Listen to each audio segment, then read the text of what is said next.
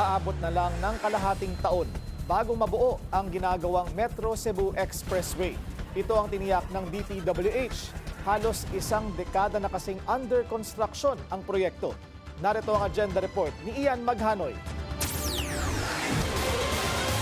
Nasa 5 hanggang 6 na buwan na lamang ang bibilangin para tuluyan ng maisaayos ang 4.5 km segment ng Metro Cebu Expressway.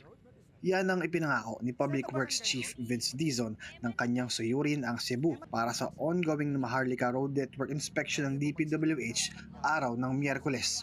8 taon na ang nakalipas matapos simulan ang konstruksyon ng Metro Cebu Expressway pero hanggang sa ngayon ay hindi pa rin ito natatapos. Kagaya ng paulit-ulit kong sinasabi the past weeks, no, ang directive ni PBBM is itong mga project na matagal nang hindi natatapos, kailangan tapusin na natin. No?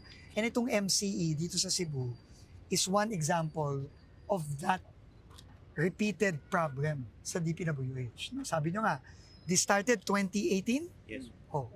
And it's only, how long is this segment? 4.55 Oh, it's only 4 kilometers. Di ba? Ang iksi-iksi nito.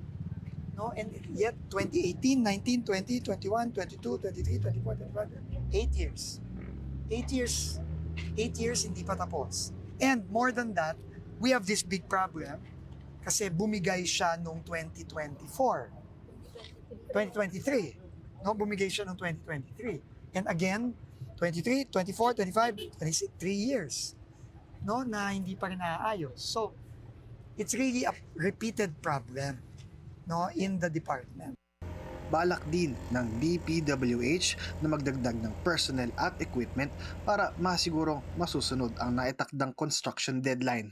We really have to change the way we do things. Because the problem here is, yung mga residente dito and yung mga nagtatrabaho sa Minibea factory dito na I was just there and the Japanese president told me there are 4,000 workers there. 4,000. 4,000 workers from Cebu go here every day and pass this road every day. And they've been waiting for years for it to finish. Handa rin anya ang ahensya na tumulong sa pagpapabilis ng implementasyon ng mas malaking bahagi ng expressway sa ilalim ng Cebu Provincial Government. Ang Metro Cebu Expressway ang magkokonekta sa Naga City at Danao City sa mga pangunahing lugar sa Cebu. Para sa agenda, Ian Maghanoy, Bilyonaryo News Channel.